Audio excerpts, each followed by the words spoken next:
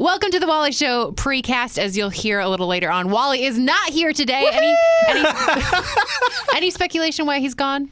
What his excuse is? He got caught up in a show, cried himself to sleep, and didn't feel like getting up. Yes, we'll go with that. I think that's true. I think that's absolutely what happened. He's on an all-day Alaska TV marathon. Oh, my goodness. That's Did probably they catch the crab or did they not? He's actually doing college visits today. Haley has like auditions and stuff for college. Auditions? Yeah. Oh, wow. Audition. Wow. I didn't know she was doing that. I thought they were just visiting. I'm pretty sure it is today. I could be wrong. She must I'm be just pretty spreading nervous lies. then. Yeah, she was. She's had a couple already. But anyway, either way, he's gone today, but he will be back tomorrow. I can picture him in the audition sitting in the back, like mouthing all the words with her. And, doing the dances with her. And then, like, if she misses a line, rushing up on stage and pushing her aside. No, it's like this. Don't worry, I got this. I totally got this. Yeah, so Wally's not here because he is currently upstaging his daughter. But this weekend, lots happening. It was Valentine's Day weekend. Did you guys do anything? Well, no. It was just me. Okay. Me and Clem. I did a little. My wife is really has high expectations for holidays, like birthday, immense, Christmas, big. But Valentine's is not a big deal to her. That's good. That's what they say. Nice. But the women that claim that they don't like it are usually the ones that like it the most. But I could see Sarah truly not liking it, or not caring, She just at doesn't least. care a whole lot. Like, we have a tradition of we always make like Swedish meatballs and red potatoes and like cranberry sauce. How do your traditions come to be? Yeah. I don't even understand that You one. know what reminds me of That doesn't true even love? make Meatballs. Because of one of our early states was to IKEA, and we ate in the cafeteria there when they have like a Swedish meatball meal. It's your I think No, that's That's pathetic. just what we've always done. Pathetic. Betty, it's cute. No, we've only pathetic. gone out to eat once on Valentine's Day. Oh, I've never Because gone she's out. like, I don't want to like be seems in like all the such a crowds pain. and all that. And I'm like, all right, Well, I that's understand that. Yeah. But that's when you go to Crystal or White Castle. Yeah, no nobody- crowds. Waffle House. Here we go. Joey was actually gone this weekend, so we didn't get to celebrate yet. But some Amazon boxes started showing up, and he told me I couldn't open them. So That is like a regular thing for y'all, isn't that? Yeah, Because he's- Christmas, it happened that way too. he is a big gifts guy. So even if we say, okay, no gifts, like he just can't do that. So we always have to set like a monetary limit. But he just loves giving gifts. It's his love language. It's how he functions. And It would I be I torture, appreciate though, it. to have the boxes there and he's not there and you could just open them. I know, especially because one of the boxes, I'm like, he told me he's doing this. He's like, okay, how much should we spend? And so I told him, like, hey, while you're doing it, can you order Tide Pods and dentist sticks for the dog? And I really want to open the box just so I can get the dentist sticks out because the dog's breath stinks so badly. But I don't know which box has my stuff and which has his. So. Hadley should be able to figure that out. That's true. Let her sniff around. That Yeah. is true. When we have a box, because we order her dog food off of Amazon, and when it comes, she like claws at it every time she walks in. But I actually did something else this weekend. I went up to visit my friend in Indianapolis. We talked about that because I was going to be attending a very charismatic church. So we talked about that in the podcast on Friday. So I actually have a hashtag for hashtag your weekend. If you guys want to guess what it's about. Okay. Mine is hashtag off to the races. You were running late to the church service, and so you had to race to get there.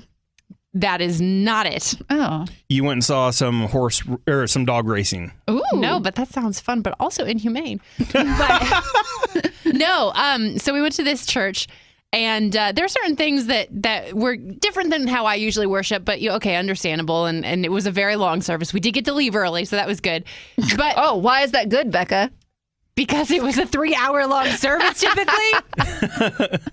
No offense, Jesus. But at one point during the service, and I have no idea what happened, all of the people twirling flags just started sprinting around the room. Sprinting. And then other people started joining. Like while holding the flags While so holding they'd the catch flags. some wind? Yeah. Well, that's good. huge Sprinting. So these auditorium. It wasn't too big, but these little old ladies in heels are sprinting around the room. Wow. And I'm just standing there like, do I join? Do we have to join? And I'm looking at my friend. I'm like, please don't go running. Please don't go running. Please don't go running. Do you have to do everything that she does? Or No, but I'd feel Yeah, if you're weird. visiting with someone. Yeah. I feel like I should run alongside her. Thankfully, she didn't. But most of the room was running around in circles, and that lasted like 5 minutes. So Wow. yeah, it's just it was a different worship experience. I did it. I actually enjoyed going.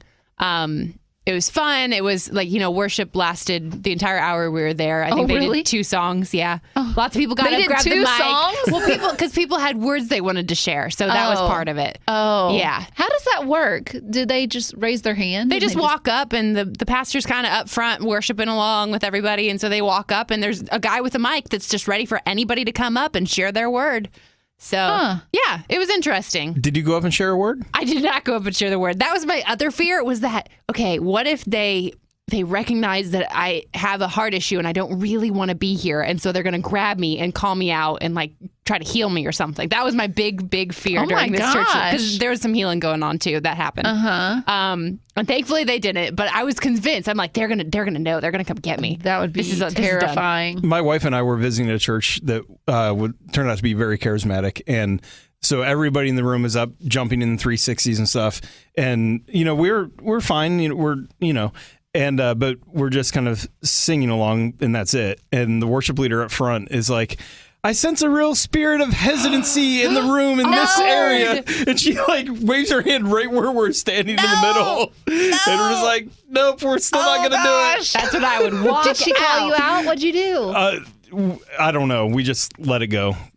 And she didn't call, and she didn't point you out. She dropped it there. I would have been like, watch me not hesitate to leave. And when I see no hesitation, I'm out. That is so nerve-wracking. I get it. It's for some and it's not for others. Yeah. It would not be for me. No. And I do think it's good to visit churches on both sides of the spectrum. 1000%, Like yeah. the opposite of where you are. If you're in the middle, go to both extremes. Because, there's a lot you can learn. Because that's something we talked about in the podcast on Friday, that sometimes it does feel like something's wrong with my heart when I'm like counting down the minutes for church to end right on the hour. And I'm trained that if we do more than 3 or 4 songs, like that's too much. So I think it is good. And I actually did truly, genuinely enjoy it. Do either of you have hashtags? I could go with hashtag pour out my heart. I'm already gagging. I'm going to say that you got a heart-shaped glass for Sarah from a thrift store because she likes thrifting. And You're surprisingly close. Oh. I was thinking that Anna needed to take a bath, and so you had to pour water on her head. She is so cute. She loves bath time. So why did you bring up Anna? We're never going to get out of this conversation. Sarah put her in these like heart pajama kind of things for Valentine's Day with red pants. Precious. So adorable. Yeah, I did see that. Cute. Zach uploaded a picture on Instagram of Anna crying on Sarah's chest. And the caption was something like, Anna was upset that the boy she liked in Sunday school didn't give her a Valentine. I was like, oh, that's so sweet. It's a precious picture. It's cute. Yeah. Oh, we're going to see it. I'll show it later. Okay. So pour out my heart. So Sarah had like a chocolate mold with hearts that she was actually selling to somebody on garage sale, which apparently people come to your door and pay $1 to buy some old stuff. That's crazy. But before the lady came, I filled it up. I melted it on some chocolate with some, and made some heart-shaped so you used chocolates. it. Yeah, I used it. And then I watched it. I mean, it's used either way, right? I guess, but then you super used it. Yeah. And then it's deceptive because in the picture it was only used, a dozen times, and you just my used wife. it 13 times. My wife bought it from a thrift store and then resold it to her. So I don't know. I think that's Did trickery. she spend $1 on it, or did she upcharge it? No, she didn't make a profit on that one.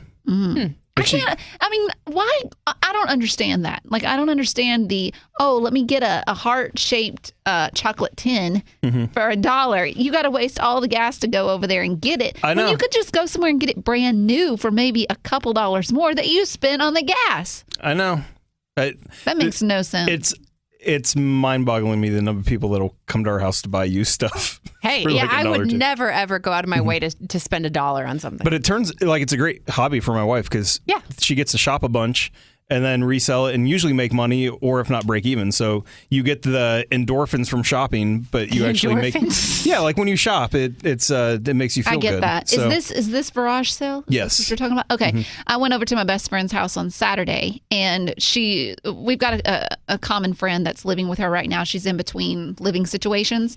And so on garage sale, my best friend bought a dresser that the lady had put on garage sale nicely kept up. Like, it's not hurting or anything. Cost her $40. They had to drive a long ways out of their way to pick up this dresser. And when they got there was a huge hole on the side of it. But you got to know my best friend. She hates hurting people's feelings. She bought the thing anyway Oh, for my $40. Yeah. So then they get it home. They can't open the bottom drawers because there's a rat's nest built inside of it.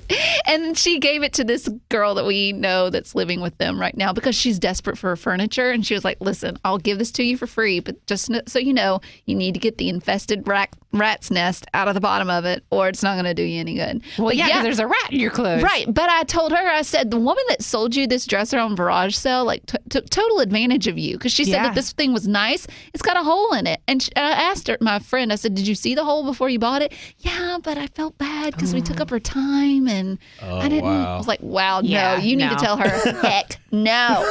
You ain't getting my $40. Hard pass. Right. Do you have a hashtag? Oh, yes. Okay. But mine is easy. Hashtag party of one. Party of one. No, I got this. Okay, let me think. You went golfing this weekend, and golf is a sport that you can play solo, and a lot of people let you play through it because you're so good at golf. Right. And you got a hole in one. Because I totally seem like a golfer. Totally. Yes, no. Oh. I think it's party of one, WON, and you wanted. I got nothing. I like where you were going, though. No. That's okay. You don't have to explain it. We know. Yeah. Okay. Let's just say there was my Did you say cat. that you didn't go to church? Yes, I didn't even bother to go to church this past Sunday, just because every time you go to church around the Valentine's Day holiday, the message is all about couples, and it's always aimed towards couples. So it's like, well, what's the point? Because you're this single girl just sitting out there listening to it. Like, no, hard pass. Why get slapped in the face with something that I know nothing about? I totally get that. I don't blame people at all. I think that people do that on like Mother and Father's Day too. Oh, yeah. If there's something that and you know is going to be Christmas can uncomfortable. sometimes get that way with families and Yeah. stuff, and it's like, well, you can kind of get that because you do have a family, but still, it's hard, like just being a single girl trying to figure out where you need to go to church, where you belong, because it's like you don't want to be that church hopper that's only looking for the church with the hot guys in it. Like, you don't want to be that girl, but you also don't want to be in a church that's just filled with old people and they're like, well, I've got a grandson. Now, he's got a face tattoo, but if you look past it, like, there's just no happy medium. And then when you get in some churches, they're like, oh, how old are you? Oh, and there's no one in your life, so you're picky, huh? Well, we do have a class that's aimed towards 40 and divorce. Oh, that's probably going to be your best bet. Like, That's terrible. like, there's really just no place. It's an odd time for me right now. It's really odd because it's like people are getting younger and married, and I'm getting older and single. So there's just no happy medium right now. Friends are hard to find.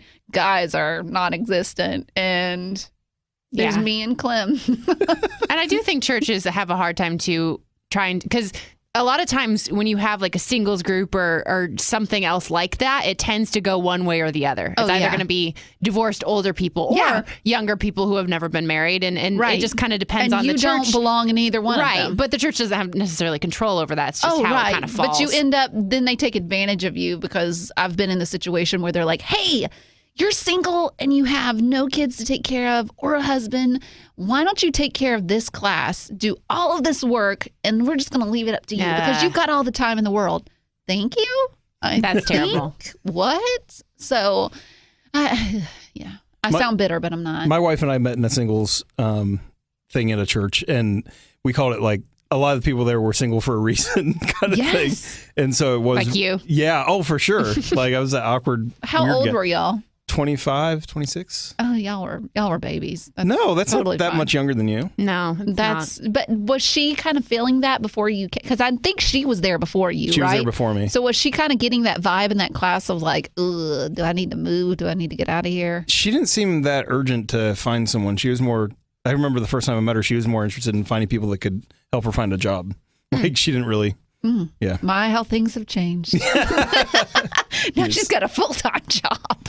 Yes. Putting up with Anna. Jeez. What did you call her? Little ball of terror. Little ball of terror, of course. That's it. But I get that because, like, the old church that I'm in, all the friends that I grew up with, they're all married. They're like on their second, third, fourth, fifth kid. And then I come back and visit every now and then. And the guys are the girls that aren't married that are in my boat. I'm like, I know why you're not married. Now, wait, why am I? This is scary. Speaking of trying to find love, tonight another episode of The Bachelor, but it's also the Grammys, which is a big deal. That's true. Which one are you going to be watching? Well, it's a hard choice. The thing is, I don't know if y'all have been following the story of Joey and Rory. Do you even know who they are? Yeah, country. She's a country singer. Yeah, they both are. She's on her deathbed, isn't she? Right. She's got terminal cancer, and she's been dealing with it for a while. They have a little girl that has Down syndrome, and I follow Rory's blog. He talks about all of this and really has an open... He doesn't hide anything, which I like about it. But they're actually, their fans put him up for a Grammy. Oh. Yeah, because they love him so much, and it was kind of like... this was their last hurrah, so they could be winning a Grammy tonight. And I kind of want to see if they do. Their Rory's 2 kids from his previous marriage are going to be there to accept it if they win it. But he said in his blog, he's like, I'm not expecting to win because they're in this category with a whole bunch of famous people, and they're like, are not expecting to win. But you never know. It's cool that they gave him the nomination. Yeah. And another interesting thing I want to see, and Zach obviously doesn't pay attention because we talked about this on my list of these.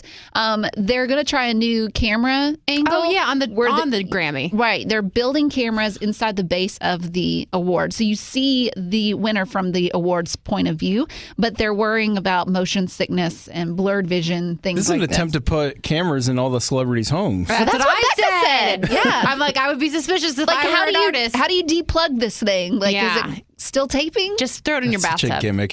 You guys don't watch football, but they are putting cameras in the pylons now in the end zone. Oh, I thought you were going to say the football. I was like, wow. No, that would be cool. That would really get that spinning thing going. But Wait, the thing? What are you talking about? The cameras the pylon, What's like that? in the end zone, those big red or orange sticks in the end zone.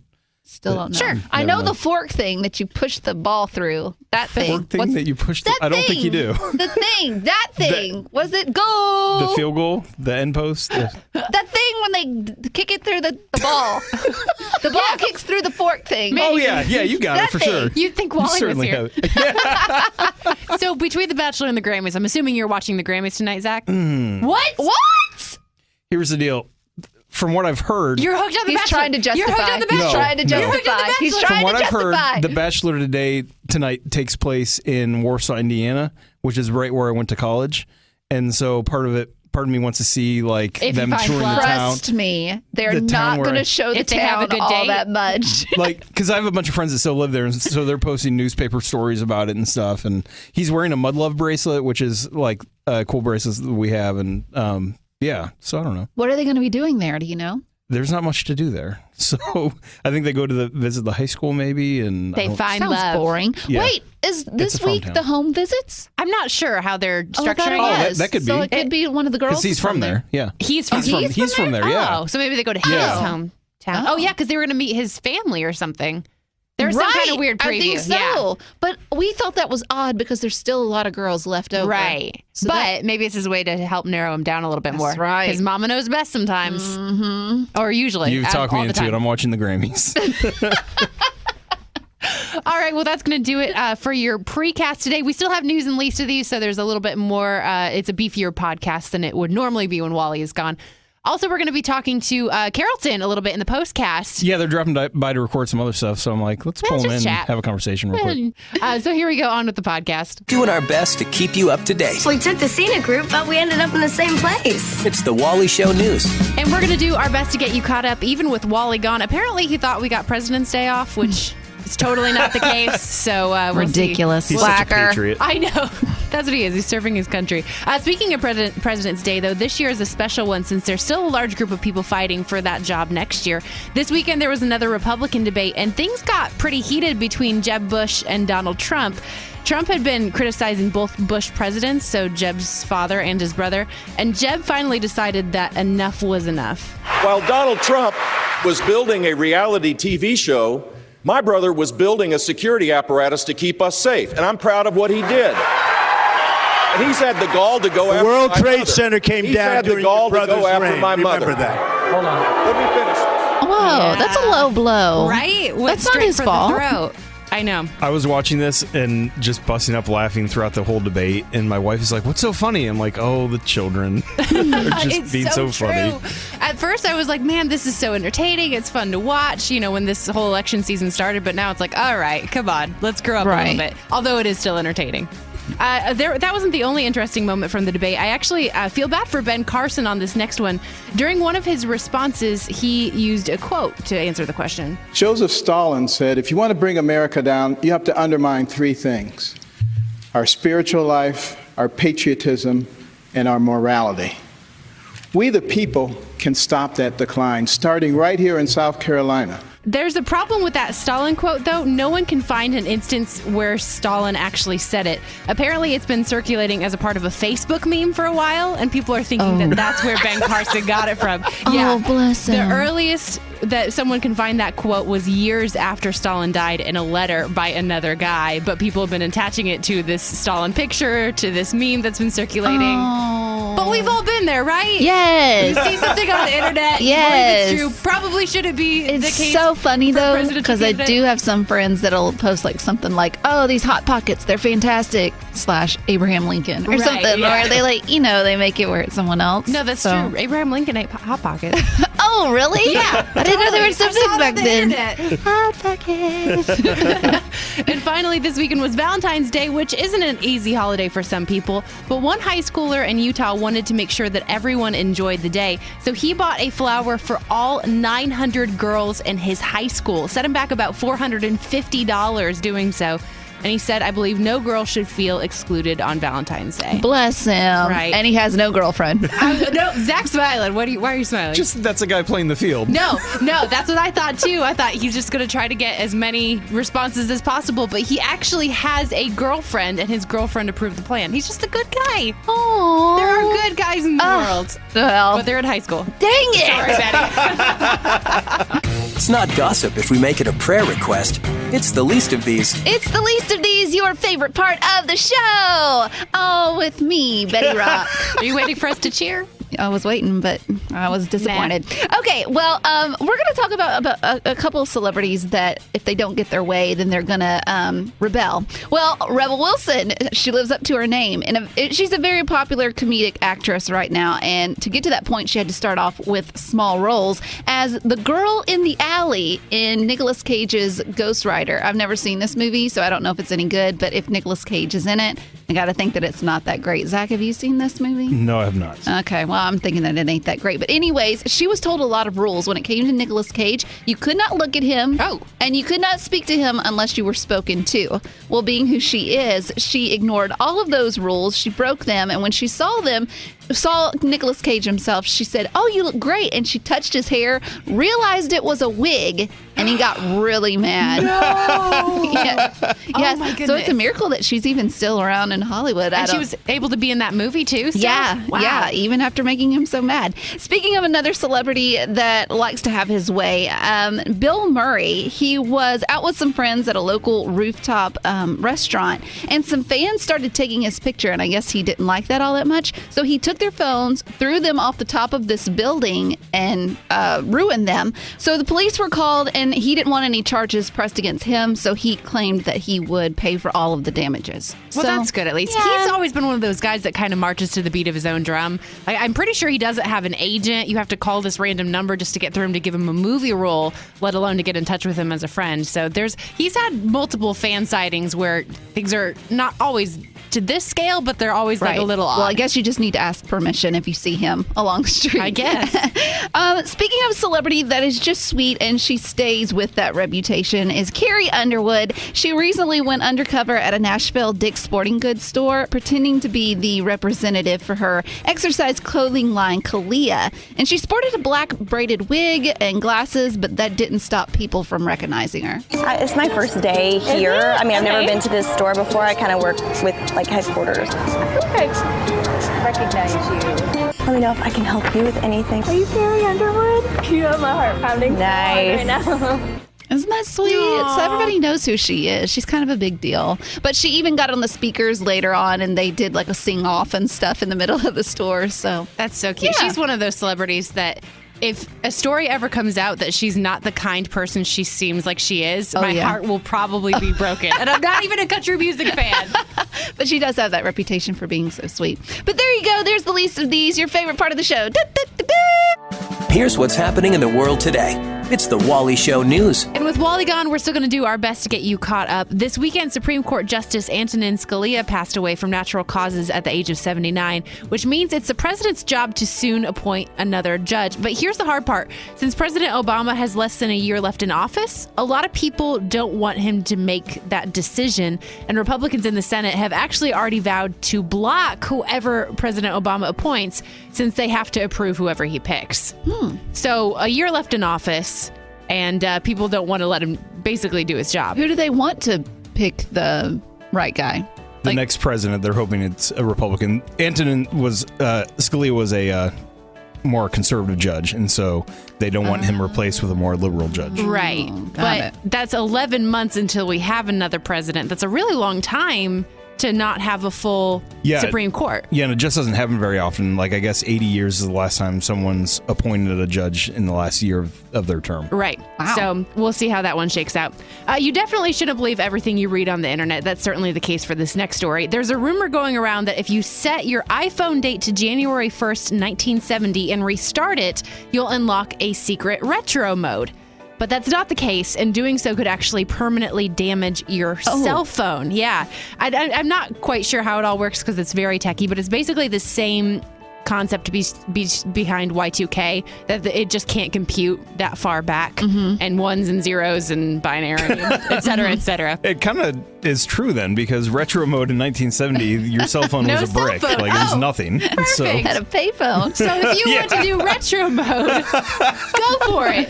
Set your iPhone to January 1st, 1970. But the good news is you can't accidentally do this either. You have to scroll quite a bit to get there. So I didn't know you could even set a date. I thought it happened automatically. Yeah, it's a manual thing, just like you can manually set the time as well. And finally, some happy news, which is great because Wally isn't here to completely ruin the happy moment as he does every single time. Recently, a high school teacher in Texas mentioned to his students that he couldn't remember the last time someone made him a birthday cake. So his students didn't want to accept that. So on his 59th birthday the other day, his class made him a cake, decorated the classroom, and even brought gifts for him for their teacher in high school. That is precious. Right? And you can tell that it definitely meant something to him. I'm never going to forget it. I mean, it's just like, this is very special. And these are, these are those moments that make teaching worthwhile. I mean, that's all you got to say about that, you know? That's so sweet, because you hear so many stories about how students are against the teachers or the teachers are being mean to them, but this is the complete opposite. And that is just precious. And how is he 59 and he doesn't even remember the last time someone made him a birthday cake? Like, that's so sad.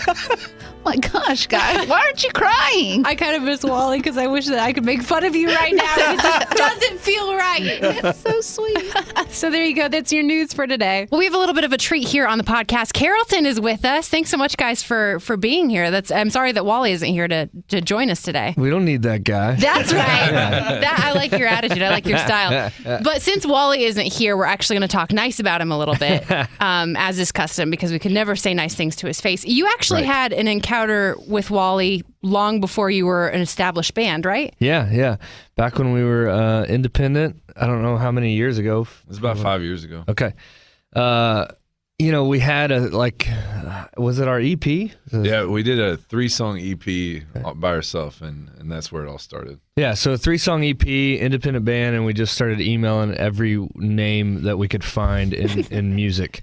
And we were from the three of us from Louisville, and so you guys play there, and so been a fan and listener of the show and things like that all the way back then, and so we thought, well, let's just email this guy. Like, I love how he does radio and what he's doing in Christian radio, and so let's email him. And so I remember drafting him an email and sending him 1 or 2 songs, and kind of saying, hey, I'm sure you get 1,000 of these a day, and I'm sure you're not going to listen, and that's okay. It was like, but if you would, and I don't, I don't even know what we're really asking of a person at that point when you send them a song and say, please give us your thoughts. Like, is that person really going to say, oh, this is not good at all, and give it up, man? Yeah, go back to your day job. But I have a feeling that Wally probably would have said that or just not replied. And it was like within an hour that he replied and said, hey, man, listen to the song. You're right. I get about 1,000 of these a day. And I've got to say, you don't suck. and he was like, and most of the 1,000 that I get a day does, and you guys don't. And I mean that in very literally, like, you don't, and you should keep doing this. And that was it. And we get that email back, and it was like, right on. All right. We heard the Lord speak through those words of wisdom. So it was great. It was great. So you could almost say that you're a band today because yeah, we almost named ourselves Wallyton. Don't tell him that. Never, ever, ever tell him that. During that time, did you get some people who were brutally honest? Did you get many responses from that process? We didn't get a lot of responses. Yeah. Which is probably the brutal in itself with Christians. They just be silent.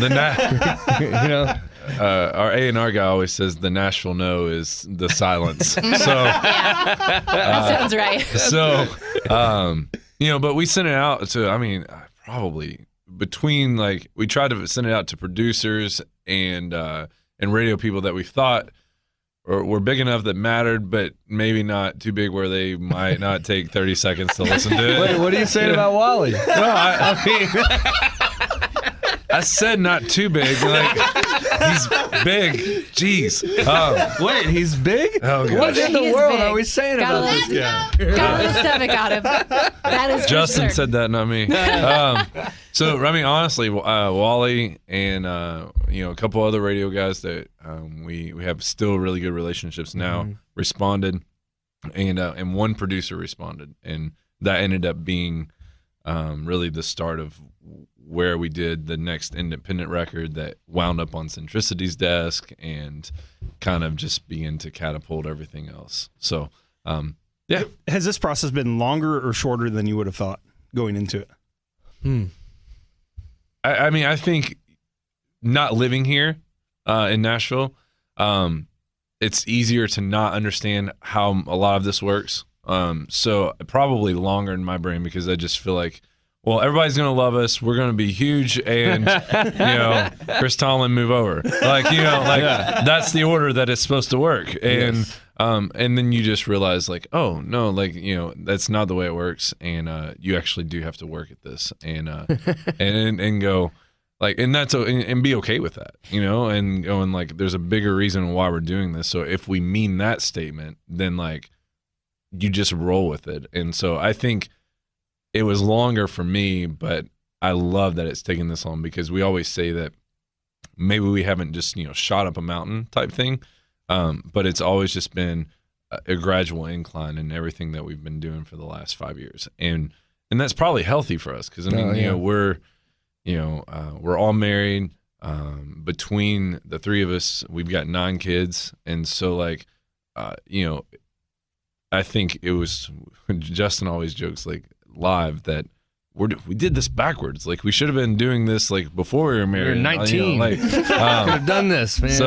So I think, the pace that it's on is just really healthy for us. Yeah, for sure. I think we had a whole lot of unknown, and then you sort of start getting into it, and you learn, like, how you define things before doesn't apply. You learn a lot about it pretty quickly and go, okay, now we're redefining things. And so we were in many ways completely unknown about what it would look like to get signed with a label and all that stuff, and so we were thankful when it happened and all that. And so it's been a real healthy pace for us. Yeah. Speaking of doing things at 19, we just spent our morning judging some Camp Electric submissions. We're, taking audition videos. And so we got a few hundred submissions, and we're having to watch these videos of these 13 to 19-year-olds who think that this is their dream. This is going to happen for them. That is so good of you all. It doesn't always happen for them.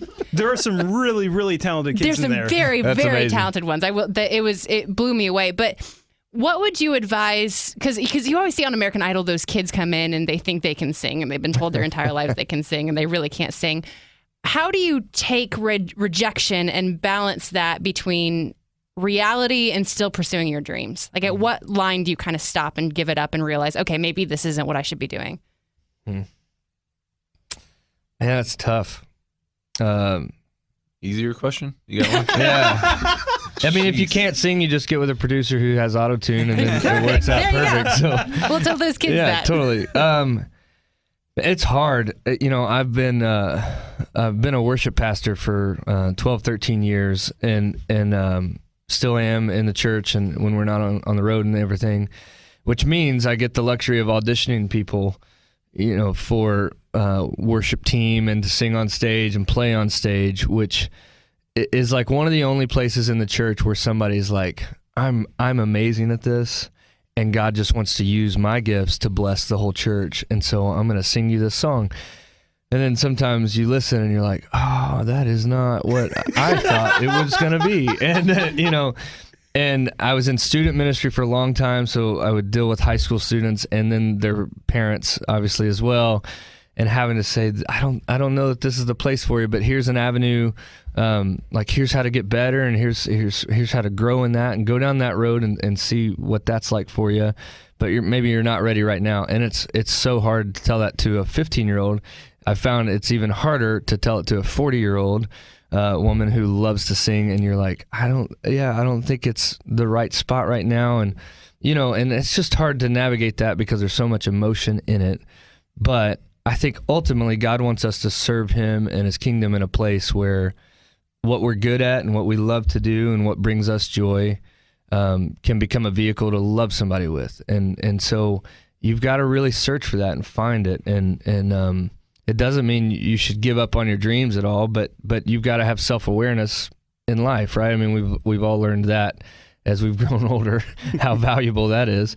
And so to have constructive feedback and take it, and then to work from that place of humility and to hear those things, and then to say, okay, but I still love to do this, so I'm going to keep pursuing it and trying it, And then maybe at some point you go, I don't think this is a place for me. Maybe this is just a hobby. Maybe it's something I love to do for my family and me, but what's the bigger thing that I can do to serve Him? And but at the same time, like, I remember as a freshman in high school, it's funny, we get to lead worship a lot at youth camps and conferences throughout the summer. And we love students and the next generation, and it's a camp now that we serve at 3 weeks in the summer, a few thousand high school students, and it was a conference that I grew up going to called Christ in Youth, and they used to do these auditions when I was in school. Thankfully, they don't do them anymore, where the worship band would audition like 20 kids that the local youth minister said, this is my top singer, which is hysterical that we would even have that, and so I remember going in there and auditioning to sing during that conference, and doing my song, and the whole youth group, my youth minister being like, oh man, it's going to be amazing. Like, Friends Are Friends Forever has never sounded that good, And I go in and do the song, and they were unashamedly said no. And we're like, yeah, not so much. And I was like, all right. And I took that, and it was total shot at my heart, as a freshman in high school, and like, oh man. But that removed some distraction for me that week, and you take it with humility. And then, man, now 20 years later, we're leading worship for that conference and getting to pour into students there, and I always laugh about I told that. You so. Yeah, right. When but you I signed with laugh. a record label, do you bring that to them and show them? Look at this. No, but it was like, for me, it was total like, well, all right, that's a no, but I still believe I can do this, and and just growing and things like that. But having people that give you real perspective is invaluable. I think the thing too is just like being faithful, like where you're at. Like when we all started playing music in youth group bands, and just started leading worship together. And then just as doors open, we just tried to be faithful, and just keep going through doors as God opened them. And so, if you're just being present where you're at, like 100%, and being faithful, then more doors may start opening. And if not, then you'll be able to figure out where else God wants you. Yeah, because inevitably we were the same way. You run into students who see a band on stage and think, man, that's what I want to do. And like, how do you do that? And even in today's age where you can listen to a sermon, you get students who want to preach, and they only want to preach to 1,000 people and not to 10 people, We all have that, and we all have to fight that in our hearts. But we consistently tell ourselves and tell students, like, it doesn't matter if it's 5 or 5,000. Be faithful right where God has you. If you're following after Jesus, that's right where you're supposed to be, and be faithful there in that place, and then see what happens. You know, be faithful right where you're at. I think I heard you guys at a concert just a couple weeks ago talking about if you want to be a rock star, like, go do that. But if you want to be a worship leader, be a servant, and then everything else will fall into place. Was that you guys, or was that someone else? We'll say it's us. It sounds smart. So it may. I don't know. I don't think it was. Maybe it was Zach. I don't know. Maybe we did talk about being worship leaders, but that is. I mean, that's, you know, there's like that. Well, I think it's funny too. Like when we are new to doing a concert. Like we didn't do a concert until, what was it? About 3.5 years ago. Yeah, 3.5 years ago. So we've been a band over 7 years now. The first 4 years we're leading worship in churches and camps, and that was our background. That's how we all got connected. We started in our youth bands all at different ages and things. And so I think when we did our first concert, we thought, like, oh man, we got to go out there and entertain and, like, be sure our moves are down and all, you know. No, it was like it felt like we had to do something different than leading worship. And I think over time we started to realize, like, man, for us it's way more similar than it is different. You know, yes, I approach Sunday morning leading at my church differently than maybe I approach a concert and things on some level, but the thing that runs through it is, like, we want them to have an encounter with the Spirit of God. Like, we want peace to be spoken over them in a night and have fun, and that's the same stuff I want to do in worship leading.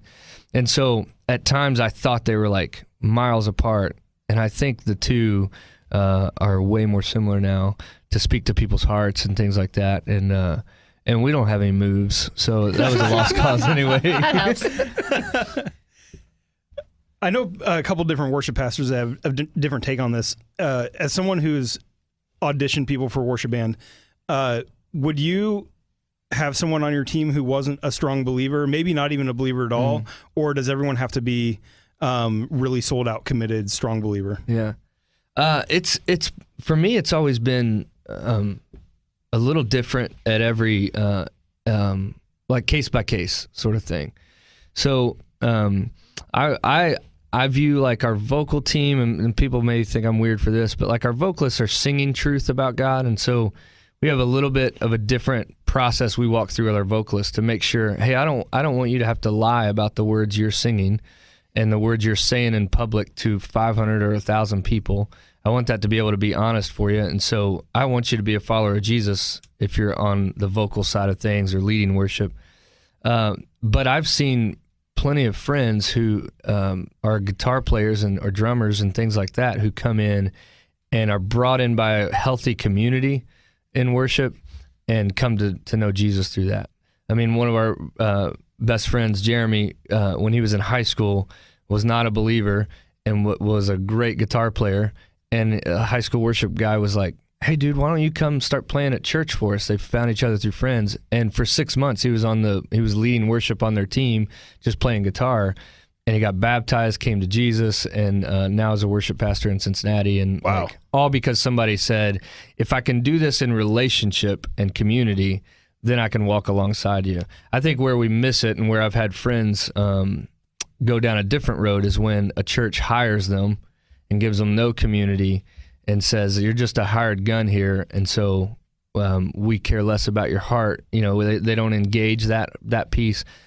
Churches that engage in community and walking alongside somebody, that's sort of how we do it, our team. I make no bones about it. Hey, you can come on our team at any place in your journey, but I'm going to let you know that at the end goal for me is always that you would know the love of Jesus and come to know him as your Savior. And so our community is going to love you in that way and welcome you, but that's our end goal. Like, I want you to know eternity. I want you to know. The end goal is not perfect performances. Yeah, exactly right. I like that. Exactly right. All right, well, thanks so much for coming by. I'm sorry Wally isn't here to hear all the glowing things that you have to say about him. Guy. We will certainly not tell him any of that, but I really appreciate you guys stopping by. Yeah, thanks so much for having us. That's going to do for your podcast. Bye.